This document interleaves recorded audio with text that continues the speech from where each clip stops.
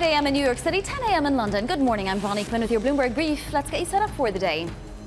Stocks wavering as a tech-led rally loses steam and investors look ahead to Friday's payrolls report. An AI rethink. DeepSeek plans a significant price hike, and Google shakes up its AI leadership.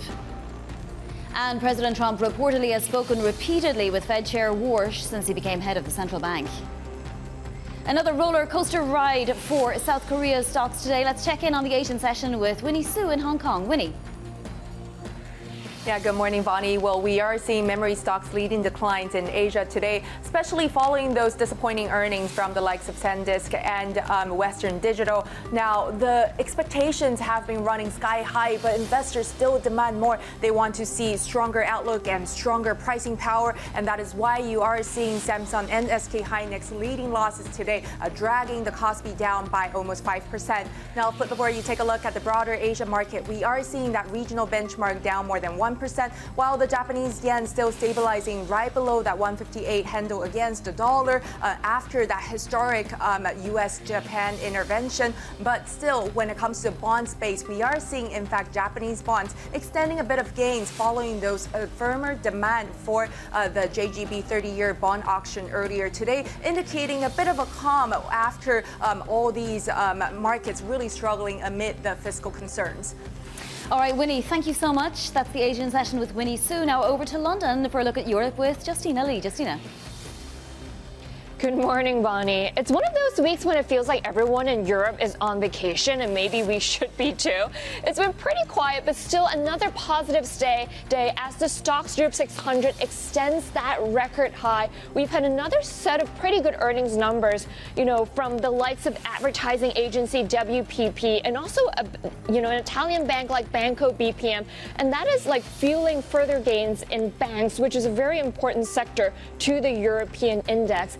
Now, bonds are pretty quiet today, as I've told you, and if we flip the board here, what I find really interesting is there's a story my colleagues wrote today about the possible re-emergence of the Sell America trade with this renewed doubts over America's commitment to contain inflation and, taking part in the intervention to support the yen. And we can see here that's kind of supporting the euro, and lately that's been on the rise again. And if we kind of remember the last bout of the Sell America trade, that could be another source of support for the euro as we've seen lately. Absolutely. Justina Lee, thank you so much. Yep, a little bit of credibility, fragility, let's say, and that won't be helped by today's Wall Street Journal report about the president's calls to Fed Chair Warsh, though the journal does suggest that it's not certain that they spoke about monetary policy. Let's see if that South Korea weakness in chips and AI-related stocks, and also Japan's SoftBank with a little bit of weakness after their numbers today, bleeds into the U.S. session. Certainly for the moment, Nasdaq 100 futures are pointed lower. We were down, of course, yesterday. S&P futures, though, are holding on to gains, as are Russell 2000 futures. Now, regarding that Sell America trade, let's have a look at the bond universe, because we haven't seen that much movement. Obviously, non-farm payrolls, the big event this week. We're holding in below 420 on the 10-year, and we're not as elevated as we were, obviously, on the 10-year, 462.08. The 30-year creeping just a basis point or two higher once again, though, and not moving from these levels right now. All right, let's get to some individual pre-market movers. Here's Chloe Melly in London. Good morning, Bonnie. We are seeing SanDisk shares down this morning quite significantly, down almost 9% after giving quite a disappointing revenue outlook. It seems that analysts are quite optimistic about the growth prospects of the company going forward into the medium term. But in the meantime, this short-term disappointment is weighing on the stock quite significantly. We are seeing very similar dynamics at SanDisk's peer Western Digital, which is another computer hardware company, also in the red this morning after it also gave quite a subdued revenue outlook. It's for both of those companies, it's really a matter of running against those very elevated expectations, given that they're both AI players as well. And finally, AppLovin is another company that's in the red this morning after issuing quite an underwhelming margin outlook. And it seems that its expansion into e-commerce advertising, so going beyond its usual video game clients, has proven to be quite an expensive, quite costly expansion. And so we are seeing that weighing on the stock this morning. We're down more than 15% for AppLovin. Some drops for those stocks. Chloe, thank you so much. Chloe Melly there in London. She'll be back later in the hour. Also coming up this hour, we'll catch up with Kelsey Berro of JPMorgan Asset Management. We'll be looking ahead to the non-farm payrolls report. So, shares of SanDisk falling in the pre-market after the company issued weaker than expected guidance. It also says demand is outpacing supply and it will continue rationing memory supply among customers beyond 2027. Joining us now is Bloomberg's Neil Campling. Neil, normally if something is in low supply, that's good for investors in the stock, right? It has pricing power and customers out the wazoo, right? So why are investors continually punishing these memory chip companies? Partly it's a case of the profile of the returns that these stocks have had year to date. So SanDisk is the best performing stock in the S&P 500 year to date, up nearly 500%. So we have to keep that in perspective. But you're right, in terms of the supply-demand dynamics, it is strange to see that the guidance for the following quarter on the sales line is actually below street expectations, and that doesn't really quite stack up with what we're hearing, especially given 2/3 of revenues are built on long-term commitments. So it's definitely going to send some tremors today in the whole memory and storage stack of the AI trade. Yeah, and we can see that on the pre-market across the board. Let me ask you about DeepSeek raising prices, which you would have thought would also be good for US companies. So it's currently charging 14 cents and 28 cents, right, for its two offerings. That would go versus $3 and $10 for Kimi K3 and up against 15 and 50 for the US version. Now, how will it raising prices help US makers of models? I suppose what we've seen is token costs for AI have come down significantly from recent highs. And we've seen some of the US companies pulling back on use of tokens because the costs have been very high historically. It may well be that DeepMind and some of the Chinese very low-cost models are having to raise prices because they are losing money, I would suspect. So what they're having to do is they got early sort of traction by basically discounting just to get some business through the door, and now they're having to raise pricing. But it certainly should help the differentiated models from the AI frontier that are the best-in-class businesses. But it's something where perhaps the Chinese models aren't as cheap as were initially thought. So it's going to help the US companies for sure. Yeah, still a big difference, but less of a difference than there was. Then there's Google shifting its AI leadership. The lab had obviously been in London. All of those people are now going to go to Mountain View, California, and Google is going to try and catch up because it's been lagging significantly, really. Can it catch up quickly with its peers? It has. It's interesting, isn't it? Because if you think Google actually at the start of this year basically had caught up and was considered to be one of the leaders in some of the models, and then it's fallen back behind again. Now, the war on talent is significant in the whole AI industry. We saw some of the obviously OpenAI early leaders there move and actually create Anthropic. Some people talked about the changes that were announced yesterday within Google, that it was kind of like Mick Jagger and Keith Richards leaving the Rolling Stones and going to set up a brand new band. You know, these are big talents that are changing and moving to other companies. So it's something to watch out for in Silicon Valley because the amount of talent available in this industry is still very limited. Yeah, and there's even court cases about it ongoing, which we'll speak about another time. Neil, thank you so much. Bloomberg's Neil Campling. President Trump sharply denying the Washington Post's reporting that he clashed with Defense Secretary Pete Hegseth on missile depletion concerns. He posted on Truth Social that the US has, quote, massive amounts of munitions. Let's get more with Bloomberg's Abir Abu Omar. What more do we know about this reporting, Abir? I mean, this has been in the ether for some time that the US is running low on munitions and isn't able to do potentially what it's threatening to do. Yeah, good morning, Fonny. I mean, you're right. We had multiple media reports throughout the course of the week, and even before, really, but the latest perhaps a couple of days ago from Reuters, saying that the U.S. has depleted or is at the bottom of its long-range missiles after this war with Iran. Now, President Trump again refuted those claims multiple times over the past 6 months or throughout the course of this war. Now, these latest claims by President Trump come after he did say on Truth Social, of course, that the U.S. has plenty of ammunition. He did refute those claims through other media reports over the past 3 weeks or so, saying that the U.S. has enough ammunition. He would like for the United States to have more, but that the Biden administration had run through some of those those ammunitions, giving them to Ukraine, for example. Those are some of the claims that he had said. But then we run into the reality, Vonnie, and the reality is President Trump has threatened to attack Iran. The latest threat came earlier in the week when he said that Iran is now prone to the biggest attack since World War II. And then he went back on his claims and said that they were talking through with the Iranians on a deal. Now, this back and forth has happened so many times over the past 6 months, leading us to believe that there might be some truth to the U.S. running low on ammunition. And then you are also confronted with the Iranian side, where the U.S. has come up multiple times and said that they've destroyed Iran's military capabilities. But then you see what Iran can do to the region with its drones and short-range missiles. And Iran can manufacture those for really, really cheap, according to our reporting and multiple other media reportings. And so Iran has the ability to disrupt shipping, for example, through the Strait of Hormuz, through those drones that it can produce for cheap. And that is sort of the argument here. Even with the U.S. massive amount of weaponry and Iran's already depleted military capabilities internally in the country, it still can hit, or it still can threaten shipping through the Strait of Hormuz. And that is enough to really paralyze the movement there, similar to what we're seeing in the waterway right now. Just really briefly, Abir, we do have a deal apparently just ready to be signed off on between Iran and Oman. What does that actually mean for the Strait?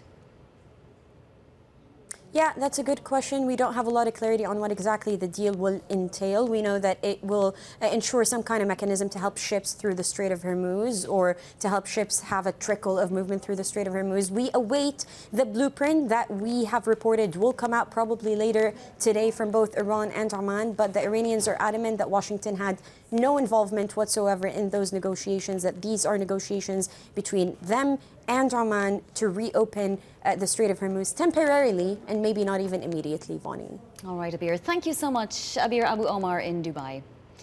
Turning back to trade now, the Trump administration preparing to impose tariffs and minimum prices on imported polysilicon, which is used to make chips and solar panels. Bloomberg's Rosalind Matheson joins us now for more. What's the thinking, Ros? How would this in any way benefit U.S. companies, particularly solar companies? And obviously we're seeing the stocks sell off. Well, we are, but the question is how much might this actually impact these companies? Obviously, this is targeted at China, which dominates the solar sector, and US solar companies are heavily reliant on imported polysilicon. So obviously a move here to consider tariffs of at least 15% and those minimum import prices on raw polysilicon, but also some of the solar products. The question is, what would it actually do for the solar sector in the US? Domestic production of polysilicon is actually pretty small, so these companies are in a bit of a bind.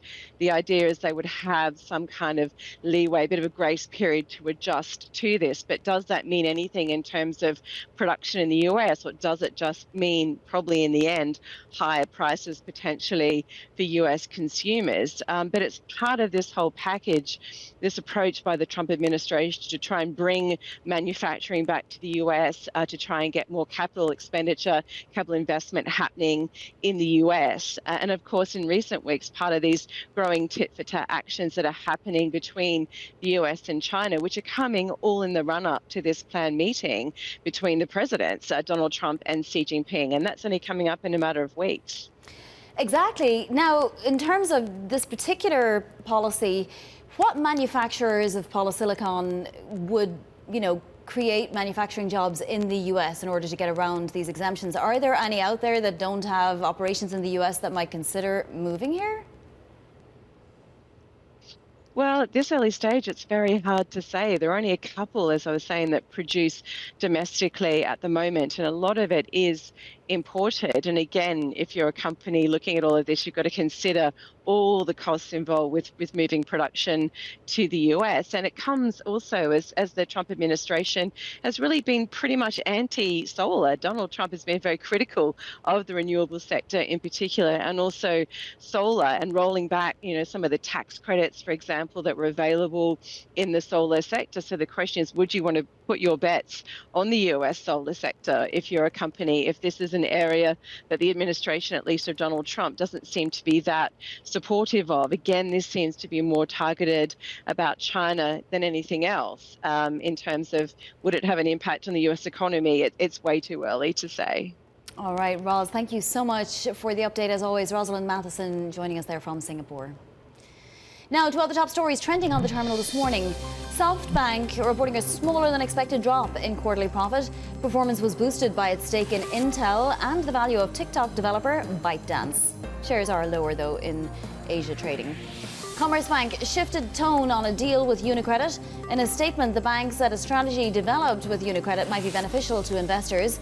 Commerzbank CEO Bettina Orlopp spoke to Bloomberg TV. We are in constructive dialogue with UniCredit to figure out also some technical details, but also then how we organize the place ahead of us, but also how potential target pictures could look like. And the best thing to do that and the most value accretive thing to do it is to do it jointly, and that's the basis. OpenAI is asking a federal judge to dismiss a lawsuit filed by Apple accusing it of stealing trade secrets through job candidates and hires from Apple. Lawyers for OpenAI say the allegations are meritless. Apple didn't respond to a request for comment. Coming up, back to business. Situational awareness has returned to making investments just days after it was on the brink of collapse. More on that next. This is Bloomberg.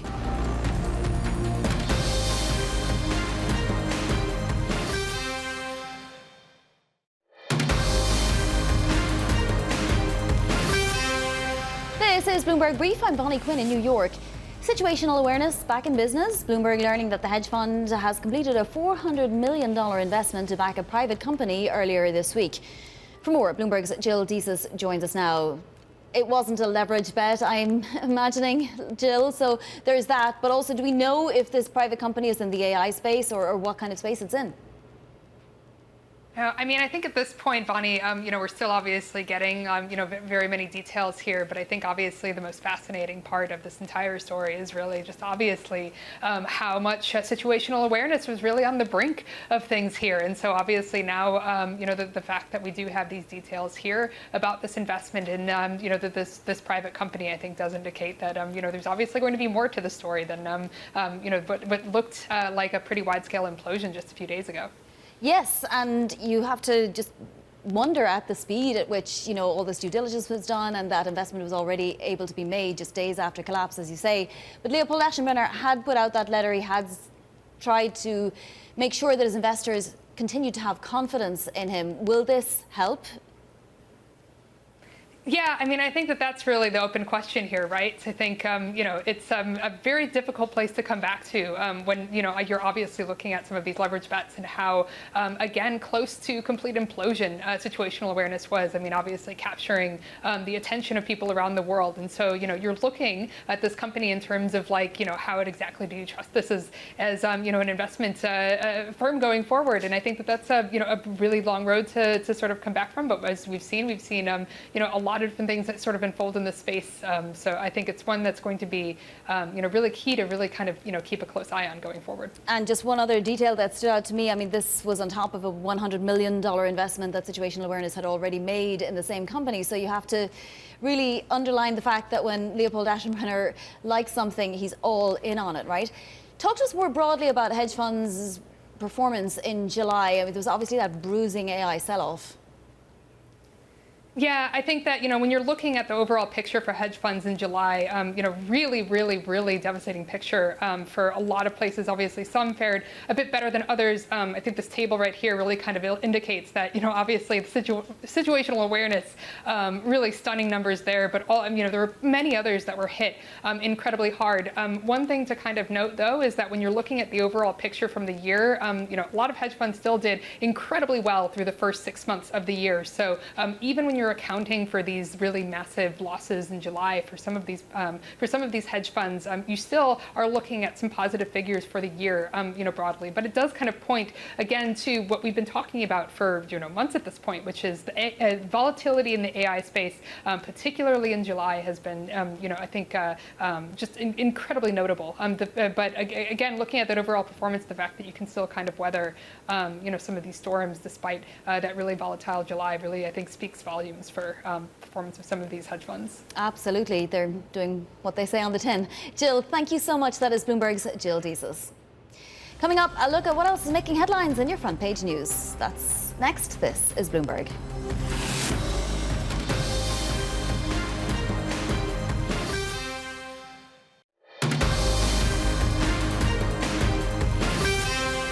This is Bloomberg Brief. I'm Bonnie Quinn in New York. It's time now for your front page news. First up, the Wall Street Journal reporting President Trump has spoken repeatedly with Kevin Warsh since he became Fed chair. It says the president calls Warsh in bursts several times in a stretch of days. Trump has sought Warsh's counsel on the war in Iran, how AI is affecting the economy. The Journal says it isn't clear if the two discussed monetary policy. Next up, the Washington Post says President Trump recently told donors in private he wants to see Vice President Vance win the 2028 presidential election. The private remark contrasts with what the public remarks have been from the president over the past year, egging on a contest between Vance and Secretary of State Marco Rubio. And finally, the Financial Times reporting several top law firms have explored selling stakes in their businesses to private equity groups without triggering rules that bar ownership by non-lawyers. Firms are interested at a time when many are spending large sums on talent and on AI. Coming up, we're going to be speaking with Kelsey Berro of JPMorgan Asset Management on where she sees opportunities in the credit market and the outlook for the Federal Reserve as we approach Friday's non-farm payrolls report. This is Bloomberg.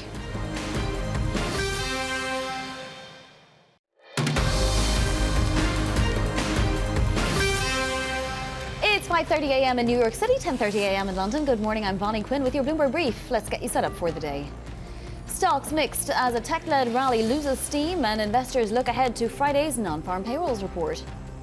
An AI rethink, DeepSeek plans a significant price hike. Google shakes up its AI leadership. And President Trump reportedly has spoken repeatedly with Fed Chair Kevin Warsh since he became head of the central bank. Let's take a look at markets now. It's all about the memory chip makers today, really, after the weaker than expected outlooks from SanDisk. We also had some fluctuations with SK Hynix overnight in Korea, actually dropped by the limit 30% in the pre-market on that bourse. We do have S&P futures higher, though, and Russell 2000 futures higher, indicating perhaps a broader optimism out there over an Iran deal, at least with Oman on the Strait of Hormuz, if not with the United States. We are also getting challenger job cuts down 46.1% year over year, coming in at 33,429. Once again, challenger July job cuts down 46.1% year over year, coming in at 33,000 and change. So that's a pretty low monthly total. And we had the lowest monthly total this year in June. So that's 2 months now of low marks for challenger.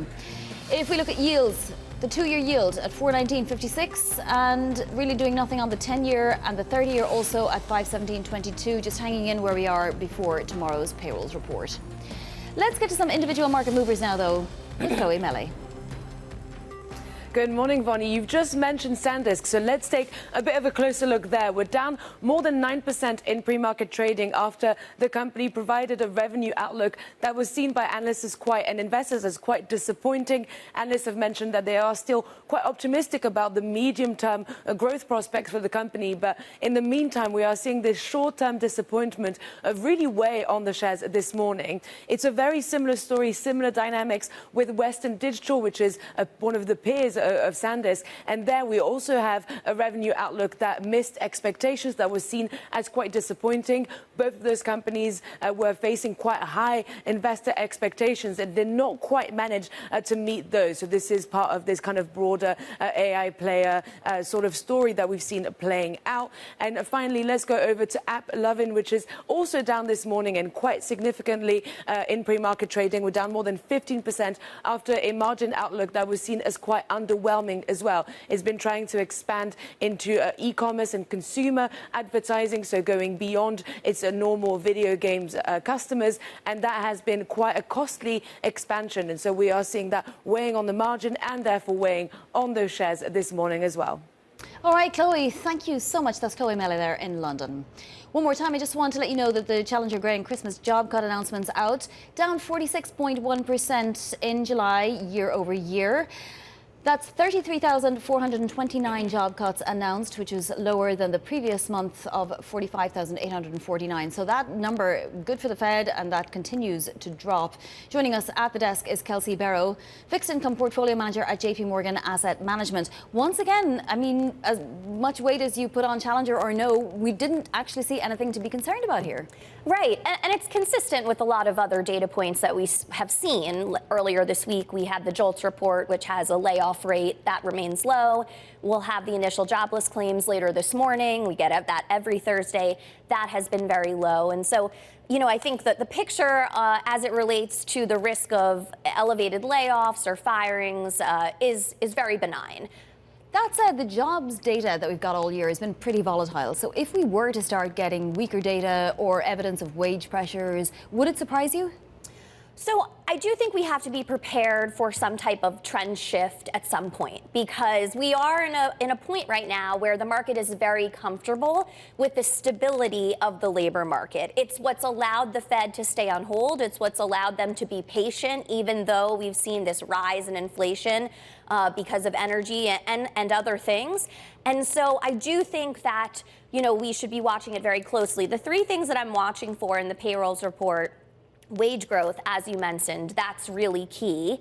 No one data point is going to be the make or break, but we do want to make sure that the labor market is not becoming a source of inflation again, like it was during the pandemic, because that is a different regime than what we currently stand in. And that could reinforce some of the views for rate hikes that are already in the price. The second thing is the unemployment rate. So the unemployment rate is low. It has actually been coming down a little bit most recently. Some of that has to do with what we view as a fairly unusual move lower in the labor force participation rate. So we do want to see where the unemployment rate ends up settling. And the third thing is the breadth of job growth. So the breadth of job growth has been fairly concentrated more broadly in this cycle, but it has improved more recently. I think if we continue to see an improvement in the breadth of job growth, that again points to more confidence around the stability of the labor market. So what are you looking for tomorrow? What will you be looking at first?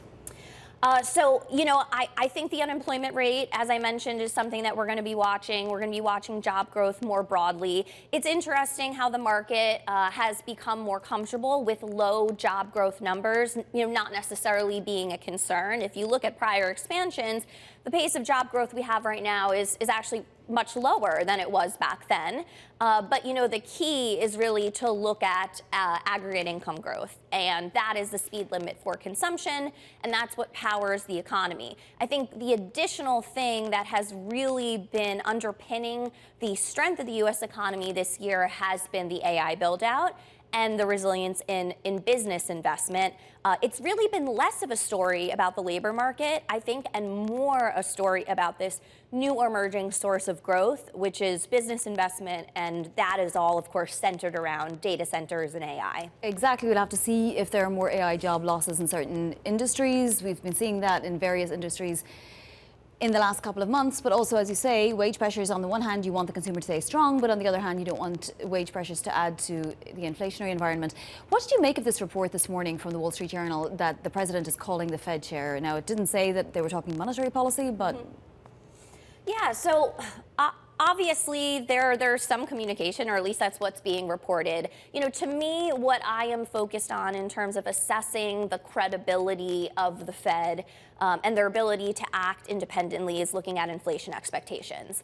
And I do think it's quite notable that inflation expectations have remained very low. There was a lot of conversation around the last press conference and the performance of Warsh in that press conference. And we did see a fairly large steepening in the yield curve, which I think if you look at it at the surface, maybe that's concerning. But I think what counterbalances some of that concern is the fact that you have two-year inflation swaps that are actually now at their lowest levels in 2 years. Longer dated inflation swaps are also very low, which indicates to me that at this point, the market still views the expected path of policy that the Fed is endeavoring to achieve as one that does not create excess runaway inflation. So the inflation credibility is still there, and that's what all this reporting is really trying to assess is the extent to which they're making decisions based on the data or based on political pressure.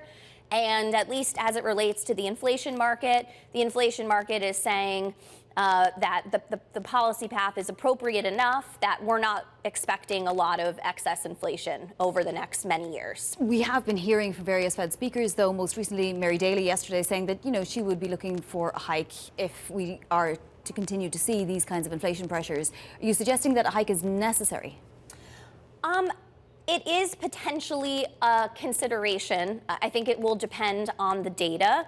But, the market is pricing in hikes for a reason. And I do think that it's the burden of proof is on the data to push the market away from rate hikes. So, we were in a period for a while where it was kind of the opposite situation where the market was assuming cuts and the burden of proof was on, the data surprising to the upside such that those cuts were no longer appropriate. Now we're in a different situation where, the hikes are essentially baked in. Although, what I would want to highlight is even those who are calling for rate hikes, they're calling for an adjustment, a recalibration, not the start of some new hiking cycle where we're going to be hiking, a large amount for a lot amount of time. I think right now the market is expecting if we are going to see hikes, we're talking about a 75 basis point unwind of the insurance cuts that we got last year, not more. And that is an excellent point. It does seem like we have a new floor for yields, but if what you say and the picture you paint does continue to pan out,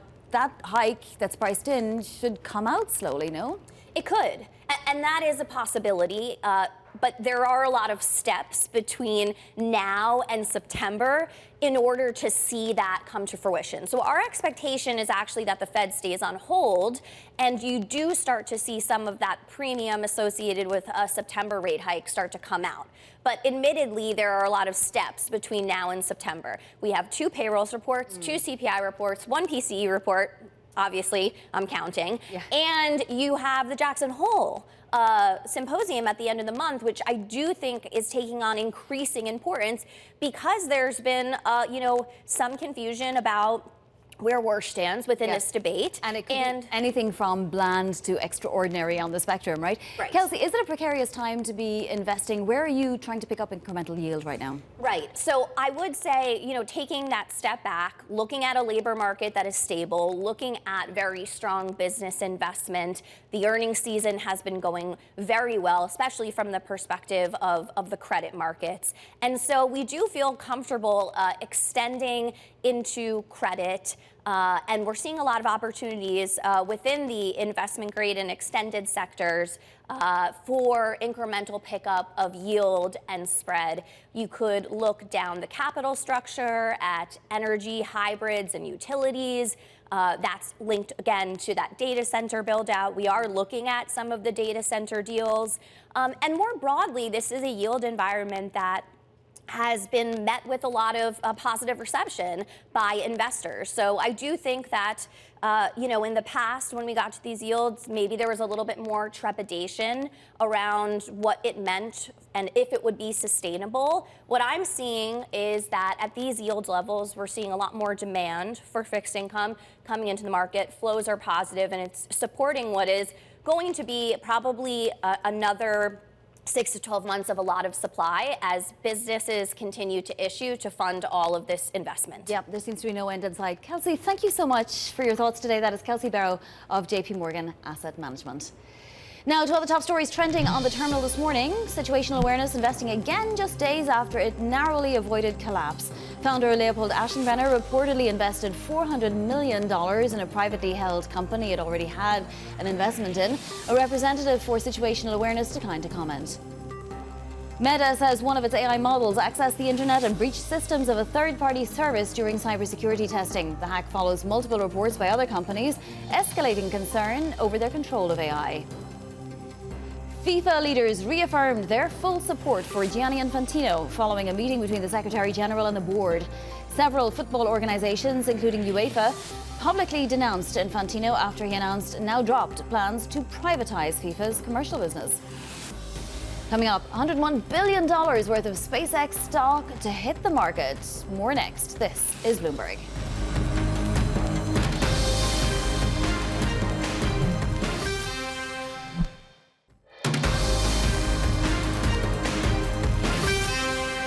This is Bloomberg Brief. I'm Bonnie Quinn in New York.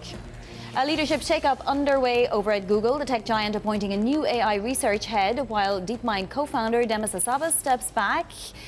This as the AI race against Anthropic and OpenAI heats up. Bloomberg's Neil Campling joins us now for more. Not just that, but they're also moving the lab basically to Mountain View, California from London. Will this help Google speed things along, Neil? Yeah, I think because there's a significant battle for talent, you want to have the most important leaders close to the headquarters. So it kind of makes sense for the shifting the talent to California, and also it's also shoring up the talent pool they have, because obviously yesterday there was a lot of announcements about them losing some of the leaders from the labs. So Google's gone from kind of the leadership AI models at the start of the year to actually lagging behind some of the other frontiers. So there's fast catch-up at play here. So hence explains why they're moving management around location-wise. Yeah, we'll see if they can catch up again. Now, in other news, DeepSeek is planning what it's calling a significant price increase for its AI services, the token costs, if you like. It's obviously very, very cheap at the moment. So is this more of a concern for Moonshot, its China rival, or for the US rivals? Yeah, I think the concerns will be around the Chinese models, in that they probably tried to get to scale in terms of new clients on board by offering loss-leading services. Like the models were too cheap relative to what they're actually costing them. So they have to raise pricing. In the meantime, the token costs globally have been reducing, which is good for overall usage of tokens, allowing other companies to use them. But it probably shows that despite the fact that the US models are more expensive still, they also have probably the best in terms of the capabilities at this juncture, even though China has been catching up quite significantly in recent months. Will they be able to bring those prices down, Neil, or is everything just costing them too much right now for them to do that? The US makers, I mean. Yeah, it's a really difficult question to answer in terms of, because of the memory pricing has been so high. There have been some signs that spot pricing on DRAM side beginning to level off somewhat. That will help potentially for the US companies to a lower pricing. But it is because of the supply-demand dynamics in memory and other parts of the AI chip trade. It is difficult to do that anytime soon. But maybe we'll get some more indicators in terms of pricing from the AI GPU chips, etc., from NVIDIA when they report later this month. Yeah, and speaking of memory chips, we're seeing a sell-off today in the memory chip makers after SanDisk, obviously Western Digital, the halo effect and so on. Why? I mean, I know you're going to say they've had a lovely run up this year, and it's true, you know, SanDisk up 450%, but in the middle of June, it was up 850%, Neil. It's a very fair point, Bonnie, and actually, to be honest, I'm surprised by the guidance, in particular from SanDisk, because the midpoint of the sales guide is below some of the street expectations, and it haven't really given clear colour on why that is. So whether it's because of supply constraints themselves, perhaps in components, that may be a reason, but it is a surprise given that we know that underlying demand is extremely strong at the moment. So that's definitely, I think, something to concern some investors that have been heavily weighted into memory, storage, and hard drives. Yeah, but your point is also well taken. If you'd been in at the beginning of the year, you'd still be happy, I imagine. Bloomberg's Neil Campling, thank you so much. Turning to SpaceX, investors bracing for a potential hit when $101 billion worth of stock becomes available today after the first part of the lockup agreement expires. Joining us now is Bloomberg's Lean Al-Rashdan. This is just the first new offering, Lean. How are investors anticipating it will be received by the market? Hi, Vani. Even some of SpaceX's veteran backers are kind of unsure of what to expect. This is somewhat unprecedented. This many shares, the shares variable are going to be doubling today of a company that's already huge. This is kind of massive, unprecedented. So we're not sure how the stock market is going to react. And some of the people most familiar with the company, their oldest investors, are also unsure of how the stock price will be. We know that the stock is under a lot of pressure. We saw with the earnings, the expenditure around AI was massive, and that didn't really appeal to investors. The stock went down 14% yesterday. So really, it's coming. The new shares are landing at a time where the company is already under pressure, and investors are unsure of what to do. That said, I suppose even this portion of the sell-off might make the shares look attractive to some new investors if you did believe some of the price targets that the street has put out there. Yeah. There's relatively been a lack of transparency compared to other companies in the stock market around SpaceX. So a lot of the predictions and a lot of the estimates that the company gives have been extremely ambitious. But we also have to look at this, and this is not the only time the shares will be available. The company has this complex 9-stage lockup structure that's going to expire in December. So we'll have 1.55 billion in shares today, but then that number is going to more than triple by December. So there's more pressure specifically today, but it's probably going to increase until the end of the year. So investors are kind of holding back, wanting to see more on what happens with the company, more of their analyst calls, get a better sense of structures around these ambitious claims around Starship, data centers in space, and the AI business. Might there be more index or ETF buying at these prices?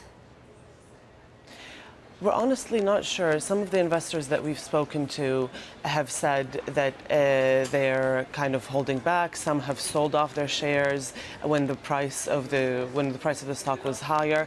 But long term, some investors are quite confident that Starship, which will have its 9th launch the 14th launch, this month, that it's going to boost some of the anticipation around data centers in space, and they're confident that a lot of the ambitions around the company entering the telecoms sector is going to pay off in the long term. All right, Lean, we will monitor the market today. That is Lean Al-Rashdan there on SpaceX for us. Coming up, more Fed speak and data on deck in your day ahead. This is Bloomberg.